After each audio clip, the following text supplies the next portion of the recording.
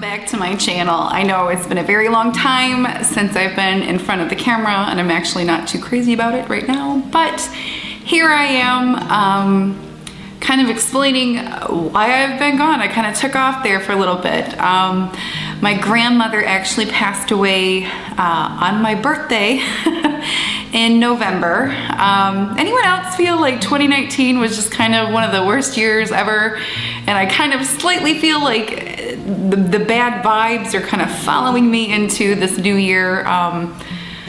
Man, it's only February, end of February, but it feels like it's been at least 6 months and it's only month number 2.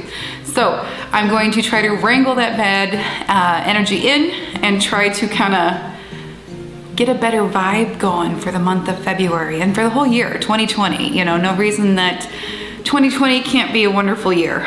Still time to turn around, right? Yes, my grandmother passed in November on my birthday. And that can be, you know, kind of disheartening, and I can look at it as something pretty sad that can kind of ruin all future birthdays, but I'm choosing to look at it as the positive. I have some pretty special people that side of heaven, and she gave me a gift of telling them how much I love them. So I hate crying, and I hate crying in front of other people. So crying on YouTube is not something I want to do. However,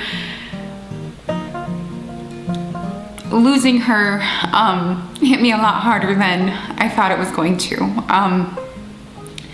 We were close, not as close as I would have liked towards my adult life and the end of hers.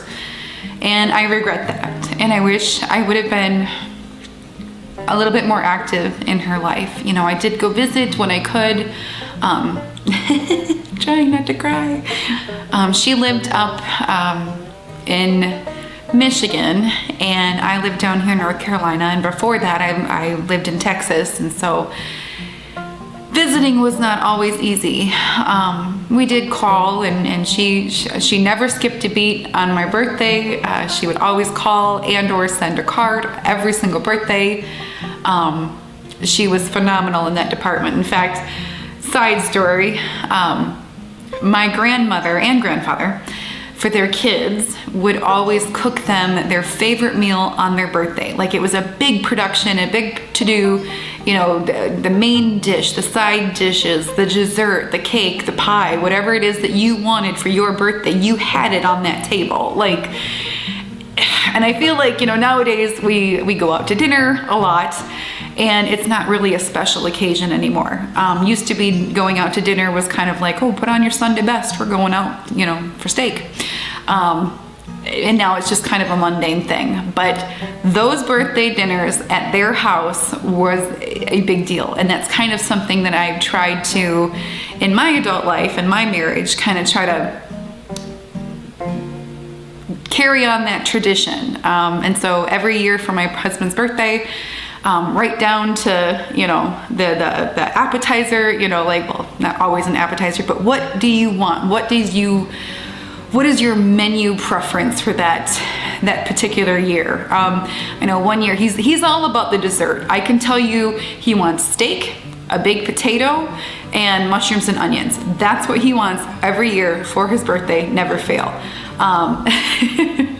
But the desserts kind of change and mix up. I know one year I made him a peanut butter chocolate cheesecake, and actually I have a video on that one. And then this past year, I actually made him his lemon blueberry cheesecake. We're big cheesecake people around here, so 9 times out of 10, if you want a birthday dessert, it's kind of a cheesecake thing, although it's not set in stone. So that's something that they did for their children, and I would like to kind of carry on that tradition. So if you're ever in my house on your birthday, I will cook you whatever you want, and it will be special just for you on your special day. So thank you, Grandma. Thank you for that. Kind of fast forward here, and actually, oh gosh, on our way home from my grandmother's funeral, see, they live in kind of mid-Michigan area, you know, kind of not really mid-Michigan. They live towards the coast, Lake Huron. And anyways, my parents now live in Indiana, and it's a 5-hour trip from where my grandparents, my grandfather's still living, where they live, and where my parents live currently. And the day after her funeral, we were all set to kind of caravan back down to Indiana, and my wonderful, beautiful, adorable niece, she's one, gave us all the flu. And some of my family had gotten it before the funeral. They were over it by then. And there were a few of us that, you know, we'd managed to escape the flu. And unfortunately, the day after the funeral, I got the flu, and it was probably the second worst flu I've ever had in my entire life. And I'm 37, so I've had a few flus. But I had to have the flu in the car on the way home. That is awful. I feel for anyone who has ever had to be in the car while they're sick. That was literally probably one of the worst things I've ever had to experience. You know, my poor dad, you know, I'll pull over, Dad, pull over, and I'm so sorry. Oh, it was horrible. So that ended that. I stayed with my parents for, I want to say, 3 weeks. After her funeral, I spent Thanksgiving with them. I hadn't spent Thanksgiving with my family in quite a while because it is a 10-hour difference between where I live and they live. So I thought, you know, I'll stay up there. Plus my parents were moving at the time, and so I thought I would be an extra set of hands, help them move. You know, I'm a workhorse. I'll get done whatever it is that you need done. So help them with that, plus just spending time with my family. You know, one of the most important things in my life is my family, and so I spent much needed time with them, which was good. I did have to spend Thanksgiving away from my husband, which kind of, you know, it wasn't fun, but he was in the military for 17 years. It's not the first holiday we've ever spent apart from each other. Hopefully it's the last. I keep saying that every time we have to spend a holiday apart, but hopefully this holiday was the last holiday we ever have to spend apart. Made it back down here to North Carolina, and just kind of was in a funk, you know, like losing my grandmother. Like I said, it hit me a lot harder than I thought it would. You know, she was older. She had lived a very full life. You know, it wasn't anything out of the blue or sudden. You know, when you get to my age, you kind of, you know, you expect that call, you know, at some point, especially with her. She'd shown signs that the end was near, and we all kind of knew to expect it. So, but it did hit me hard. Like, it just, life is short, even when it's long. And, oh, I hate crying. I really do. But I guess, you know, I'm emotional about it. So, you know, I loved her very much, and I hope she knew that. Anyways, I did upload some videos in between that time. You know, Christmas came and went, and it was just kind of a very hectic time. And, you know, of course, being at my parents' house for so long, until I think I came home December 8th, I want to say. And so by the time I got home, I just felt like in YouTube land, Christmas is basically over. And so I just wasn't in the holiday spirit to begin with, because losing my grandmother so, you know, close to the holidays. But anyways, about a month ago, I want to say, yeah, maybe 5 weeks to a month ago, my husband had a work trip. And we all knew it was coming, and it was only going to be, I think, let's see, he left on Wednesday at noon, and he came back like Saturday at midnight. So, you know, just a couple days, couple nights, no big deal. And so the closer that this trip got, I was kind of dreading it, which is, again, ironic. He was a military man. You know, the first 7 years of our marriage, I was married to him while he was in the military. And we calculated up the time spent apart, and at one point we had been married 7 years, and we had been together, like in the same house, less than half of that time, between deployments, between, you know, field training exercises. You know, we'd take him away for 2 weeks, sometimes a month. You know, separation was really no big deal. I mean, nobody liked it, and it wasn't fun, but it was just part of life. You know, at that point in that season in our life, it was just, that was it. And so, you know, this business trip, you know, since he's been out of the military, we've really not spent a whole lot of time apart, other than when I would go home, you know, to be with my family, or like I said, this past November, you know, I had to go home because of a funeral. But even then, I was with my family, and I never spent a night alone. Like, I have not spent a night by myself in 7 years, 8 years, 7 years, somewhere around there. And so, yeah, about 7 years. Which is odd, because I would spend, I mean, he would deploy for a year, and you know, granted, during that year I would go home and visit family, but you know, for months at a time, I'd be by myself, and I didn't like it, but you know, I wasn't scared. I've never been one to be scared of the dark, but apparently I am now, because he went on this business trip, and you know, I dropped him off at the airport, everything was fine. And I even went and spent some retail therapy. I went to the dollar store. It was, you know, before Valentine's Day. So I thought, oh, you know, maybe, you know, I'll decorate for Valentine's Day when he comes back. It'll, you know, it'll be cute. I got home, you know, kind of made myself a single lady dinner, you know, something. I like those because that means I don't have to cook. And usually my dishes are very minimal. And I like that, you know, a bowl of cereal when it's just me by myself, I'm fine with that. I think I had a can of soup. Anyways, I decided that I wanted to get a ton of work done on this, you know, little mini separation from my husband. And so, you know, I had big plans. I was gonna make tons of videos, get very, very like ahead of the game, you know, just in case, you know, this emergency going home with my grandmother, you know, it's kind of taught me to kind of, you know, be a couple of videos ahead of the game. So that way, you know, if I should ever have to leave town for a little while, it's okay. Because I want to start treating YouTube more like a job. I'm really getting into it. I'm really enjoying it. And I just really want to see how far I can go with this. And I'm having fun, so you might as well, you know, have the fun while you can. Anyways, I wanted to get all this stuff done. In fact, I actually wanted to paint one of our rooms that's needing to be painted since we moved in here.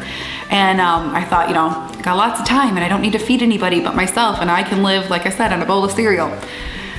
So that night, I go to bed, and I am paranoid. Freaked out is an understatement, which is so funny because it never used to bother me. So what I did was I actually made up a bed on the couch, you know, laid a sheet out, got a pillow, got a blanket, so it was, you know, a proper little bed. And I went to bed on the couch, and I decided I was just gonna watch TV till I fell asleep. So that way, you know, I drift off to sleep and I don't even know it, and you know. I woke up the next morning, and like I said, I was kind of scared when I went to bed, so I only slept for about 4 hours. The next morning I woke up and I had a kink so bad in my neck. It was actually like down, like the back of my neck towards your spine, like where your spine meets your shoulders. I've never been in this kind of pain before. It was debilitating. Like, I couldn't turn my head. I couldn't lift my arms. I couldn't brush my hair. I mean, I know that sounds ridiculous, but like, I could not bend my arm. It was this shoulder at all. And in fact, the pain went down my neck, kind of radiated out towards my shoulder and like down my shoulder blade. And actually, it went down my arm, and my fingers, these 3 fingers, were completely numb. Like, I could not feel them. And, you know, I am the last person to go to the doctor. I hate going to the doctor. I hate the bill even more. I'm one of those kind of people that, like, if I'm on my deathbed, I guess I'll go. And so I decided, you know, this is just, it's a pinch in my neck. It's not a big deal. I got one of those heating pads, put that on it, you know, took, what did I take? Tylenol or ibuprofen or something. And I just thought, okay, I'll just take it easy. I think I took a shower, got hot water on it. I did the whole hot compress, cold compress. Excuse me. Trying to get rid of this. Well, that was Thursday. And then Friday, I got no sleep. Like, there was no comfortable position. Like, absolutely no comfortable position that I could get in to sleep, to sit, to stand, to do anything. Thursday, that was Thursday, you know, Friday rolls around, same thing, it's only worse. And I'm just, at this point I'm crying, you know, and looking back on this now, I should have definitely gone to the doctor. I should not have, I should not have messed around with my health like that. I should have gone to the doctor, because here it is, I want to say, like I said, it's about 5 weeks, and my arm is still, the pinch is gone, the pain is gone, I can get sleep now and I can get some things done, but when I go to lift anything heavy, and I'm talking my stainless steel pan, which granted, it's a heavy pan, I love it, but I can hardly lift it, and if I lift it for anything longer than a few seconds, my arm will start to shake because it's too heavy.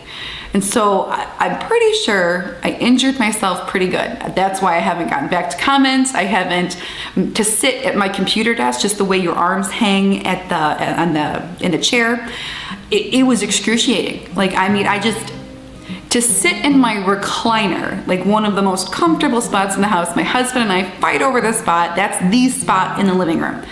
It hurt to sit in the recliner. Like, when I tell you that there was no comfortable position that my body could contort itself into, I am not lying. And therefore I learned a very valuable lesson. You know, when the pain lasts more than, 12 to 24 hours, you need to go to the doctor. Don't mess around. I know that now. Hopefully I will listen to my own advice in the future. I don't know. But that's kind of where I've been. And it just put me off, put me in a funk. I'm trying to get the camera out and film. I actually did film yesterday, our dinner, so hopefully I can get that edited and up soon. I want to put this video up first to kind of just explain away my situation, what's been going on in my life. Also, I don't know if any of you guys follow her, but Phyllis Stokes, she has a YouTube channel. I've been following her for a few years now. She passed away recently, a few weeks ago, and I don't know if it's because it's on the coattails of my grandmother, but I feel that loss, and it's surprising to me because, these are people in YouTube, which, granted, they're real people, but still you don't form, a real life, for lack of better words, relationship with these people. And so, it kind of just hit me when she passed that, like, I'm never gonna see, a new video from her. I'm never gonna get an update on, I'm sorry, I'm in the front room, that's the best lighting. I'm never gonna get an update from her, not gonna know how she's doing. She had cancer and she was fighting it from everything I understand. But she lost that fight with that battle. And previously, at the end of, I wanna say, somewhere around July, she did lose her husband. And so, I mean, it's kind of, not that anyone encourages death or wants death, but like, it's nice that they didn't have to live long without each other. That's kind of the silver lining I like to look at there.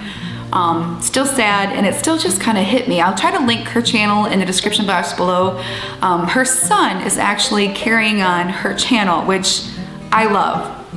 He's actually sharing stories about her life, and I don't know, I left a comment the other day that, like, us viewers, we're mourning too. It almost feels like you lost one of your good friends or family members. You watch these people on YouTube for years, you can't help but feel a friendship. And I mean, I've only been on YouTube for, well, slightly over a year, and there's people that, I've not met in real life, but like talked to, conversed with, and you can't help but feel, a relationship with these people, and it's not one-sided, it's definitely not. But yeah, I really kind of took that hard too. I don't know, I just feel like the bad juju from 2019 needs to just kind of go away. We need to start fresh in 2020. I'm trying to have a much better positive outlook on things. My husband and I, every year we kind of look over the last year, look towards the new year. We kind of have like I don't want to say a meeting, but we talk about, like, what are our goals for the next year, and what do we want to do? And we want to do some pretty big stuff. We would like to, I don't know, I'll get into that possibly later. It's kind of personal. But we'd like to do some pretty big things. And so therefore we need to. Okay guys, my battery died. I'm so sorry about that. I didn't realize it. I've been sitting here talking for probably 10 more minutes, and I was talking to a camera that had shut off. I kind of rewatched it a little bit. I think I left off at the part where my husband and I have some pretty big goals that we would like to accomplish in the future. And then one of them is to, one of the goals to accomplish another goal is to make some changes around this house. It's an old house. I don't know if I said this in the last part or not, so we're just kind of roll with it. My house is 98 years old. It was built in 1922. And so a lot of the rooms in this house, like there are no hallways. You kind of have to go to one room to get to the other, so it's kind of awkward. And in order to get to certain parts of the house, you have to actually go through a bedroom, which is totally random and totally weird, but that's just how they built houses back then. So that's the kind of updates we would like to make to this house. In order to accomplish some long-term goals. I know one of those goals is to move closer to my family. My family lives up in Indiana. We live down here in North Carolina. I would just like to live closer to them. My parents, I'd like to be there to be able to help them when they need it as they get older. My niece, she's a little over a year. She turned 1 in September. I feel like I'm missing everything. And I don't want to miss that, and my sisters are there. They're my best friends. And we feel like our life is up there. And so we're going to try to move our lives in that direction. Like I said, there's a couple more goals that we would really like to accomplish. One of them is a little personal. I'm not sure how much I'm going to share with that on this channel. But in order to get all of those things done, we need to start. It's kind of like a rolled into one dream, where we have to do these mini dreams in order to accomplish the big goal. And so we're going to start by making some big changes to this house. So I think that's where I left off. My husband and I had sat down and made a list of goals, short-term, long-term, how to get to those long-term goals. And that's kind of where I left off. I also wanted to touch base with, when I started this channel, I actually had every intention of being kind of more of a homemaking channel. That's what I am. I am a homemaker, and that's kind of, what I know how to do, and how to budget for things, and how to, clean with me. I'm trying to I want to, in the future, make content that I like to watch. So, therefore, what do I watch on YouTube? I end up watching a lot of homemaking channels, a lot of cleaning channels, a lot of cooking channels, I like those vlog style channels where, they're just kind of carrying on about their day, but they're, I don't know, it's interesting to me, it's good content. And so I kind of want to start making more content that I actually like to watch. And I feel like the cooking videos just kind of got very comfortable to me, and especially the ones where I'm not so much on camera. I went into way too long of a schmeal here before my camera cut off about why I am not a fan of being in front of the camera. So long story short, I don't want to get too emotional. I don't like myself very much, which I'm sure is a common theme or trend among us humans. We are our own worst critics, and there's something about everyone that you nitpick yourself over, and the rest of the world probably doesn't even notice. Or if they do notice and they say something about it, that's just rude.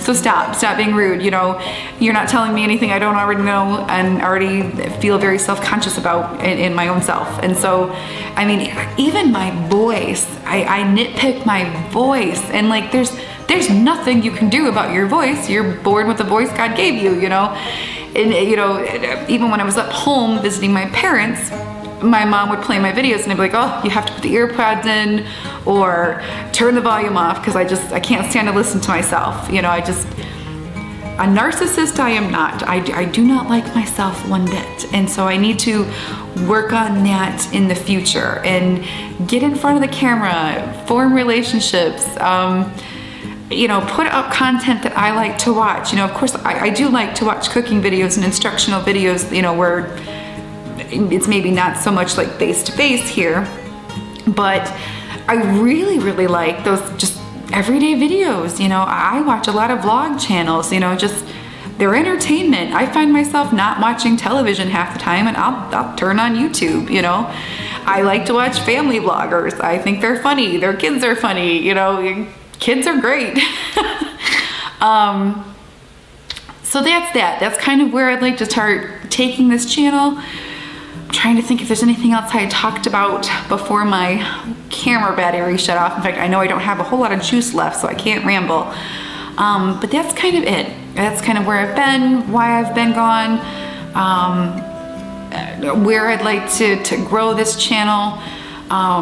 And hopefully, you know, that's okay with you guys. If not, you know, I can go back to just regular cooking. I mean, there's gonna be cooking involved, because that's, truth be told, that's kind of like a huge part of being a homemaker, you know, is the menu planning, the grocery hauling, the, you know, trying to stretch those dollars in the kitchen. I find, you know, most of us, while, you know, I hate to use the word fixed budget, because a lot of people, you know, when you're younger, you do have the opportunity to go out and make more money. However, you know, week to week, you're kind of stuck in that budget.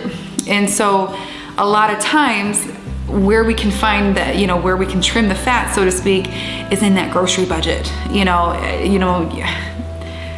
that's where I find like that's where most people can look to first when they have to cut corners in order to, you know, make everything work. And so, you know, I don't